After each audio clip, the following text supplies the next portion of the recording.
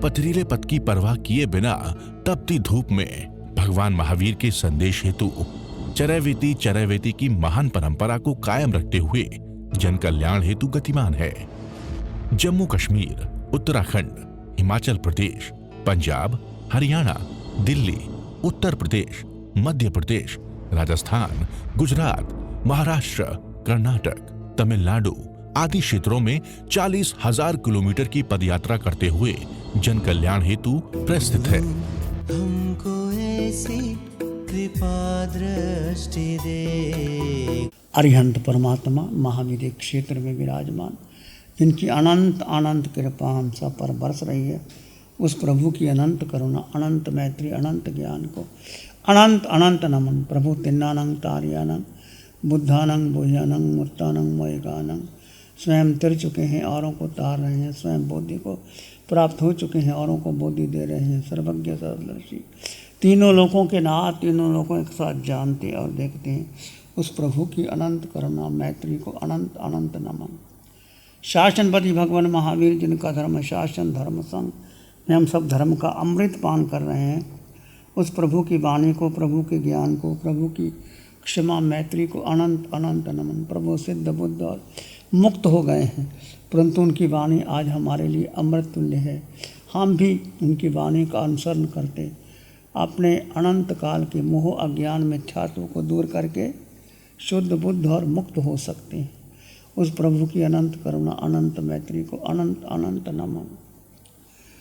चर्चा चल रही है शुद्ध आराधना के बारे में। कल हमने चर्चा की थी, सुवस्व अरानायनंग भन्ते जीवे किम जनई। हे भगवान, श्रुत की आराधना से जीव किस गुण को प्राप्त करता है? शुद्ध ज्ञान की आराधना से साधक अज्ञान का नाश कर देता है और क्लेश को प्राप्त नहीं होता।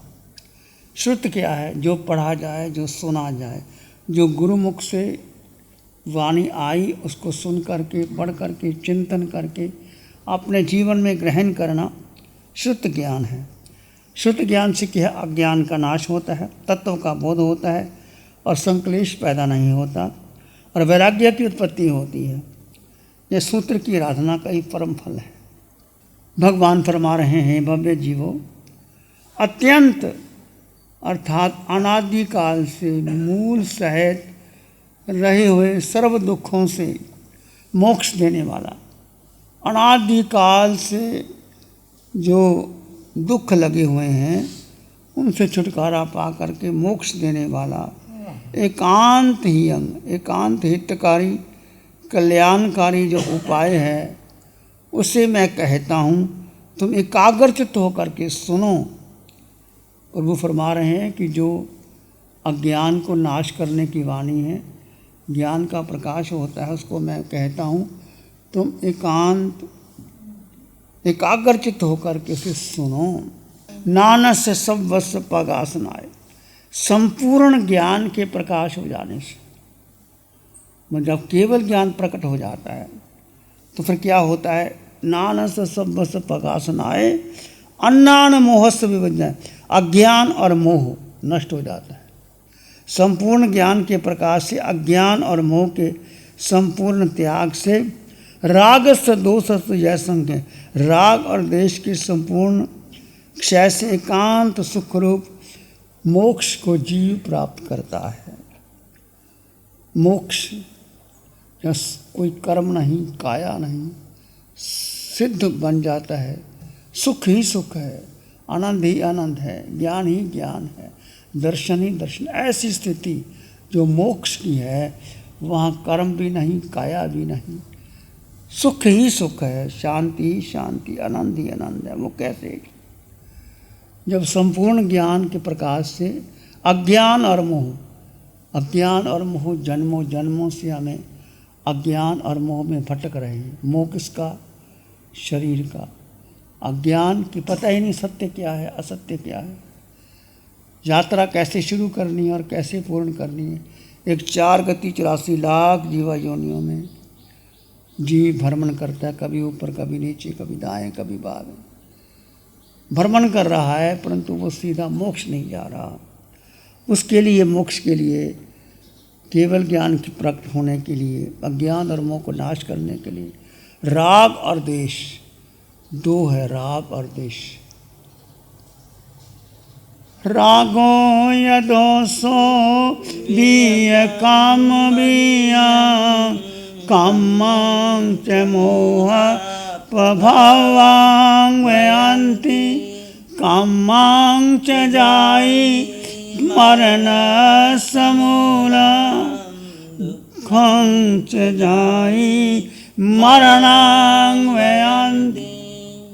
राग और द्वेष कर्म का बीज है, दो बीज। राग का मतलब मोह करना व्यक्ति वस्तु स्थान पर, और नहीं मिला तो द्वेष करना, दुश्मनी कर लेना। बस इसके कारण आठों ही कर्म बन जाते हैं। राग और द्वेष कर्म का बीज है। और कर्म कैसे पैदा होते हैं? मोह से पैदा होते हैं। मोह 4 गति 84 लाख जीवा योनियों में भटका रहा है। जैसे आपको अपने देह पर राग है, फिर देह से राग हुआ, फिर परिवार पर, फिर बच्चे, फिर पत्नी, फिर धन संपत्ति, फिर जिस जिस से आपने अपना माना, व्यक्ति वस्तु स्थान, गाड़ी बंगला कोठी, गुरु शिष्य माता पिता बहन भाई, इससे राग किया और फिर द्वेष किया तो ये मोह से पैदा होता है। और मोह जन्म और मरण के चक्कर में व्यक्ति उलझ जाता है। तो इसलिए शुद्ध की आराधना करने से क्या होता है? अज्ञान का नाश हो जाता है, ज्ञान प्रकट हो जाता है। ज्ञान क्या है?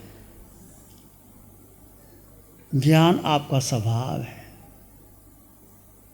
आत्मा में अनंत ज्ञान, अनंत दर्शन, अनंत सुख, अनंत शक्ति आत्मा में। वो ज्ञान आप पैदा हुए।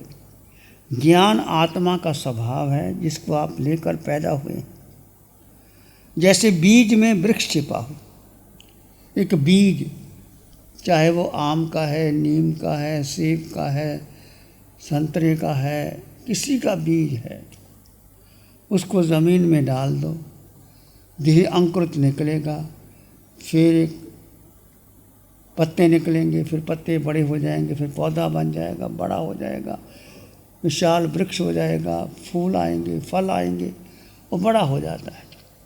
तो मूल बीज है। यदि बीज ना हो तो वृक्ष बन ही नहीं सकता। ऐसे ही जैसे बीज में वृक्ष छिपा हो, ऐसे ही आप ज्ञान को पाने के लिए कुछ नहीं करना। क्या करना? सिर्फ बीज को तोड़ना है। जैसे बीज भीतर जाता है तो क्या करता है? बीज की जो खोल है ऊपर, चाहे वो आम की गुठली है, चाहे नीम की नमोली है, चाहे कोई भी बीज है, उसकी क्या जब भूमि में जाता है तो खोल होती है ऊपर की। खोल सुरक्षित करती है। खोल कहे मैं सुरक्षित हूँ, टूटूंगी नहीं, तो बीज कभी वृक्ष बन ही नहीं सकता। तो सबसे बाधा है खोल। खोल टूटती है और अंकुर निकलता है, धीरे धीरे वो बीज बनता है।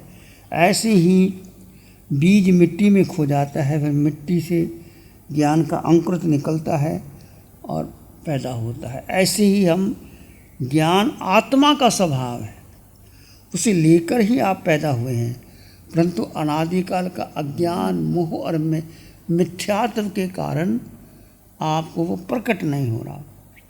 तो कहा भी गया है, नाने न जाने भावी। ये जीव ज्ञान के द्वारा पदार्थों को जानता है। भगवान तीनों लोगों को अपने ज्ञान से जानते हैं और देखते भी। नाने न जाने भाई, दंसने न या श्रद्धे, दर्शन से उन पर श्रद्धा करता है। चरित्रेन निघ्नहि, चरित्र से कर्म के आनों का आश्रय रोकता है। और तवेन परिशुद्धि, तप से उसको शुद्ध करता है। ज्ञान, दर्शन, चरित्र और तप, ये मोक्ष का मार्ग है। ज्ञान से जानता है, दर्शन से श्रद्धा करता है, चरित्र आचरण से उसका निग्रह करता है, उसको रोकता है और तब से वो शुद्ध करता है अपने आप को। तो श्रुत की आराधना से क्या होता है? शास्त्र ज्ञान से अनेक शंकों का निराकरण होता है, मोक्ष मार्ग का प्रदर्शक है और सब जीवों के लिए श्रुत का नेत्र के समान, जो शास्त्र ज्ञान रूपी नेत्र प्राप्त नहीं, अंधे के समान। एक घटना आती है, एक बार एक धनवान व्यक्ति ने भोजन का आयोजन किया, गांव के सभी लोगों को बुलाया, अमीर है, गरीब है, भिखारी है, जिसके पास भोजन नहीं, चौपड़े, सबको भोजन के लिए बुलाया और भोजन, स्वादिष्ट भोजन खिलाया और भोजन में खीर परोसी गई। एक जन्म से अंधा व्यक्ति, दरिद्र व्यक्ति भीख मांग के गुजारा करता है, उसने कभी खीर खाई नहीं। जैसे वो गया तो उनको खीर मिली, तो खीर बहुत स्वादिष्ट लगी। तो खीर खाने के बाद जब वो तृप्त हो गया, घर आके मित्रों से पूछता है, ये खीर, ये क्या होता है? बहुत स्वादिष्ट थी। मित्र ने कहा, ये खीर होती है। खीर क्या होती है? खीर सफ़ेद होती है। अंधे को क्या सफ़ेद क्या होता है? कहते हैं बगले की तरह होता है। बगला कैसा होता है? वो रुई की तरह होता है। रुई कैसी होती है? वो सफ़ेद होता है। अब अंधे व्यक्ति को जिसकी आंखें नहीं हैं, कैसे समझाए? वो कहते हैं बगला कैसा होता है? एक आदमी ने बताया कि बगला ऐसे होता है, बगला ऐसे होता है। उन्हें हाथ फरा के कहते हैं बगला ऐसा होता है। अच्छा, बगला टेढ़ा होता है, इसका मतलब खीर टेढ़ी होती है। और जैसे जैसे समझाओ वो व्यक्ति उलझता ही चला जाता है। तो बहुत लोगों ने समझाया, नहीं माने। तो गांव में भगवान बुद्ध का आगमन था। चलो, कहते भगवान के पास लेके चलते हैं, भगवान समझा देंगे उनको। तो भगवान के पास लेके आए तो भगवान थे। उन्होंने कहा, भाई हमारे पास लाने की ज़रूरत नहीं, इसकी आंखों में रोशनी नहीं है, जाला आया हुआ, किसी वैद्य के पास ले जाओ, वैद्य इसका जाला निकाल देगा, रोशनी आ जाएगी, प्रकाश आ जाएगा, फिर अपने आप जान लेगा। तो बुद्ध ने कहा, मेरे पास लाने की ज़रूरत नहीं, किसी वैद्य के पास जाओ। वैद्य उसकी आंख को देखेगा, आंख में झाला जो आया हुआ है उसको वो निकाल देगा, रोशनी आ जाए। ऐसे ही किया गया और वैद्य के पास लेके गए और वैद्य ने उसको ऑपरेशन किया, झाला उतार दिया और रोशनी आ गई। अब उसको कहने की ज़रूरत नहीं कि खीर कैसी होती है, सफ़ेद होती है कि रुई की भांति होती है कि बगले की भांति होती है। जब आंखें आ ही गई तो अपने आप दिखाई देता है। सूरज सामने हो, अंधे व्यक्ति को सूरज से क्या मतलब, दिए से क्या मतलब, ऐसे ही अपनी आँखों की ज्योति चाहिए, तभी पता चलता है। शुद्ध ज्ञान कैसा है?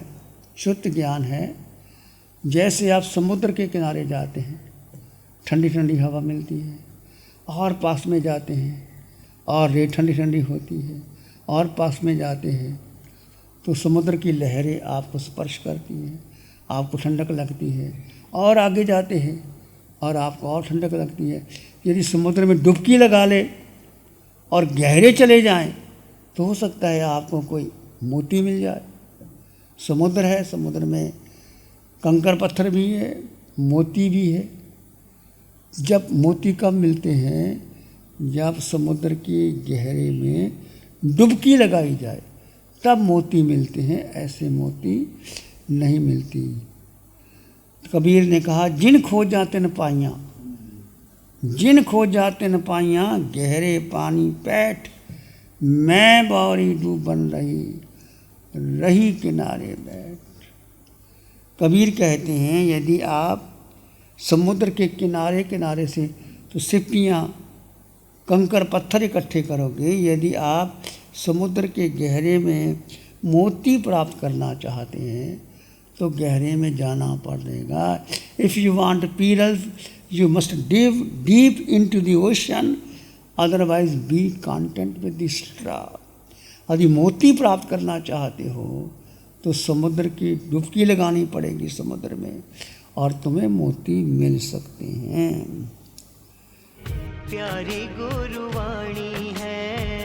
नमो अरिहंतानं नमो सिद्धानं नमो आयर्यानं नमो वज्झायानं नमो लोए सब साहुनम धम्मो मंगल मुकिटम अहिंसा संयमो तभो देवावित्तं नमं संति जस धम्मे श्यामनो श्री चत्तारी मंगलम आरहंता मंगलम सिद्धा मंगलम साहु मंगलम केवली पाणतो धम्मो मंगलम चत्तारी लोगुत्तमा आरहंता लोगुत्तमा सिद्धा लोगुत्तमा साहु लोगुत्तमा केवली पाणतो धम्मो लोगुत्तमा चत्तारी शरणं पवज्जामि अरहन्ते शरणं पवज्जामि सिद्धे शरणं पवज्जामि साहु शरणं पवज्जामि केवली पाणतं धम्मं शरणं पवज्जामि चार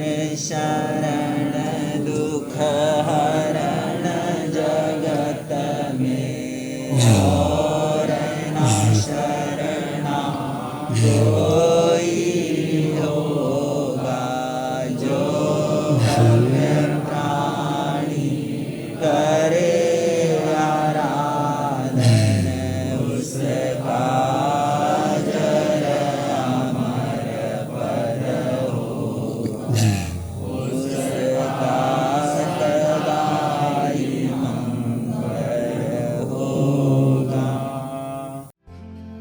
Program sponsored by Mohit Paul, Advocate Supreme Court. Preeti Jain, Executive Director, Man Aluminium Limited. 9810841571. गुरु हमको ऐसी कृपा दृष्टि दे।